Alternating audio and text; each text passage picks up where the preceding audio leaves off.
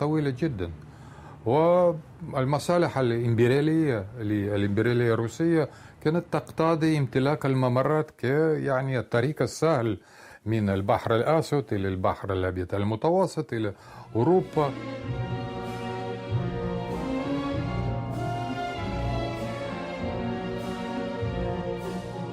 الروس دوما هذا الهدف الأساسي كان الوصول إلى المياه الدافئة، وإمبراطورية مثل الإمبراطورية القيصرية الروسية وهي قارة بحد ذاتها لم يكن عندها المنافذ المطلوبة، كانت تريد، ومن هنا المرور إن كان عبر الدردنيل أو عبر البوسفور هو المفتاح نحو المياه الدافئة.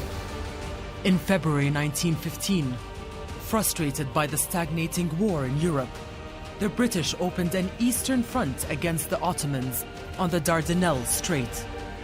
They imagined the Ottoman army as weak and easier to defeat, as a way of taking on Germany and ending the war. Russia, however, was more concerned about its use of Ottoman waterways, so the Russians asked Britain and France to sign an agreement to guarantee their own share of the spoils after the war. The Russians were keen to seize more as cultural capital, as a sort of restoration of Orthodox Christianity after 5 centuries of Ottoman rule. And so with the outbreak of the First World War, and on the eve of the Gallipoli invasion, the Russians wanted to secure their allies' commitment to granting Istanbul and the Straits to the Russian Empire. And this becomes an exchange of documents known as the Constantinople Agreement, concluded between March and April 1915. Britain, France, and Russia entered into the Constantinople Agreement, which granted the Russians certain Ottoman territories and waterways. However, this agreement paved the way for another secret deal, as London and Paris started to plot exactly what they wanted from a region that was gaining strategic significance in the coming age of oil. You can really say that Britain entered the war without any clear territorial ambitions in Arab territory. They could not, at the stage of the Constantinople Agreement, identify one place that they wished to add to their empire, but they reserved the right to do so as soon as they'd worked out what their priorities were. And so, in a sense, the Constantinople Agreement really is the first of the wartime partition agreements that will begin to shape the way in which the Arab provinces will be carved up, primarily between Britain and France, since Russia's interests lay mostly in Turkish territories. So, in very British fashion, the British created a committee called the de Bunsen Committee, and its remit was to look into the options for Britain, so that when the time for negotiations with the French came up, the British would be well prepared and know what they wanted. And this is actually something that the British did throughout the war and right to the end of the war. So in April 1915, the British set up a committee headed by the diplomat Maurice de Bunsen to define their interests in the Ottoman territories. It made certain assumptions about what its ally France would expect from any potential deal. اللجنة عملت في ضوء الاعتقاد السائد في لندن في ذلك الوقت أن الفرنسيين يريدون الليفانت بمعنى سوريا الكبرى. إن الفرنسيين كانوا يقولون إنه إحنا من أيام الحرب الصليبية إحنا إن مصالح في هذه المنطقة، إحنا إن دور تاريخي في هذه المنطقة، إحنا إن علاقات وثيقة بهذه المنطقة، وإحنا نريد هذه المنطقة. Britain's interests were most likely to be in completing its imperium in the Persian Gulf by securing the territories of the provinces of Basra and Baghdad, linked as they were to Persian oil fields in Abadan Island in the Shatt al-Arab, and nicely completing a dominion that stretched right around the Arab coastline of the Persian Gulf, which had been in place since the 1820s. Good morning, gentlemen. Good morning. So the de Bunsen Committee was set up, and its youngest, most junior and most carefree member was Mark Sykes, who was Kitchener's military assistant. Kitchener was the Secretary of State for War, and he delegated the job of sitting on the committee to Sykes. Mark Sykes had been born into a wealthy family in Yorkshire, in the north of England in 1879. He studied at Cambridge University and was elected as a Conservative Member of Parliament in 1911.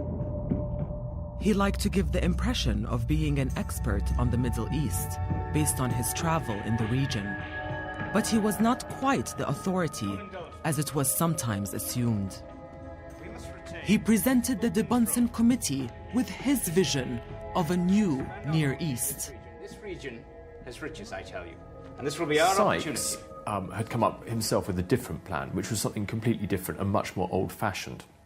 And that was to create a cordon across the Middle East. So he was planning to divide the Middle East between France and Britain and create a belt of English-controlled country that stretched across from the Mediterranean coast to the mountains on the Iranian frontier, and acted essentially as a frontier that Britain could control and keep other people away from the Red Sea and the Persian Gulf. That was rejected by the De Bunsen Committee. The older, wiser heads said, no, that won't work. You're out of your mind. In July 1915, the De Bunsen Committee recommended dividing the Ottoman Empire into several provinces over which Britain would seek influence rather than exercise direct control.